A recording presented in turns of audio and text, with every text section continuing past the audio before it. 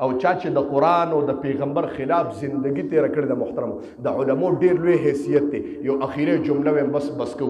یو وزیرو په مولیانو به اعتراضونه کول، وزیرو په مولیانو به اعتراضونه کول. بادشاه وی چې د سره څه چلو کوم نو یو چیلې او یو چیلې یې ورکړ. توجه شته؟ عبدالرحمن لا تنګ شوی خو نه ها که تنګ شوی چې بند کړه کم دعا وکړئ چې الله د نظر پوره کړي. شوق سره امین ووایي. وی چیلې ورکړه کور ته یې بوتله. وزیره دا زما تحفه ده د دې به ډېر خیال ساتئ. ښه جي جي تابعدار دا جي ستاسو تحفه ده خیال به ساتم جي او خیال څه کوي جي زما لونه او زما ښځه به جي حفاظت کوي نوکران هم ونه نیسم زما ښځه به د دې پچې اوچتئ. دا جي د باچا چیلې مبارکه چیلې ده نو جي پچې مبارکې دي. هغه ته پچې به کوم دی نه مبارکې راځي جذباتو کې وکړه پچې د کوم دی نه مبارکې شي. ویلی جي چې چیلې مبارکه ده خو پچې مبارکې دي. توجه شته؟ وی هغه دې خبره کې یو بله رایت شي هغه یو انوري نومې کس و بادشاه ولې اس ورکړه. بعضې خلک ډېر کلاړیان دي. بادشاه ولې اس ورکوي انوري ډېر قیمتي اس وی د دې حفاظت کوه. چې لړه نو هغه له طریقه نه ورته بارې چېرته باران ته تړلي و شپې له بوقه شو اس مړ شو. اس څه شو؟ اس مړ شو. سر چې باچا راغی تپوس یې کوي انوري اس څنګه دی؟ اوس انوري خو ډېر کلاړي و وایي که وایه به چې اس مړ شوی دی نو خو باچا به دا یو سر دی وبه وایي او که هم چې نه دی مړ شوی باچا وایي چیرې ولې نو خو بیا هم د سر تاوان دی. اوس څه وکړم جي؟ هغه وایي حضرت زه یو خبره کوم بعضې خلکو سره ډېر حکمت دي په حکمت کې به دی وایي حضرت یو وایي څه خبره کوې؟ وایي قسم دی تا چې کوم اس راکړی و وایي دومره تیز اس و وایي کومه هوا چې اواز والا هوا چې شړنګار کوي زما اس د هغې نه هم تیز اس و او د هغې د تیز رفتارۍ خبره باچا سلامت څه وکړم وایي دومره تیز و قسم دی چې راتورات آخرت ته ورسېده. راتورات آخرت دومره تیز باچا خوشحاله چې یو اس یې ونه بل ورکړه. شوق سره سبحان الله. بعضې خلکو سره حکمت دي. یو کس خوب یو بادشاه خوب ولیده نو یو کس یې راوغوښته تعبیر واله و یاره جي خوب مې لیدلی بعد ټایم کې پکې ګپ هم لګو. عبدالرحمن لا خفه کېږي بیا خو بعد ټایم کې ګپ لګو. دا ستاسو دغه لپاره کوم چې تنګېږي نه.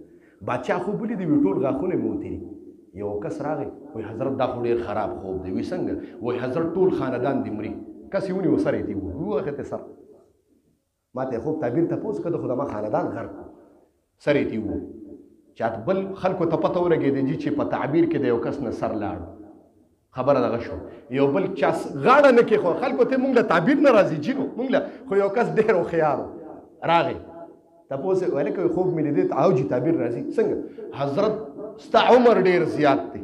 وی قسم دی الله دومره عمر درکړی دی چې د ټول خاندان جنازې به په خپل لاس اوچتې کې خو ته به مړ نه شي. وی ورکې یې انعام.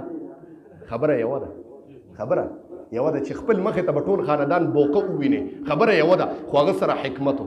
نو وایي حضرت زه به جي د چیلې تابعداري کوم جي او زما ښځه او لور به د هغې دا پچې اوچتې او خدمت پکې.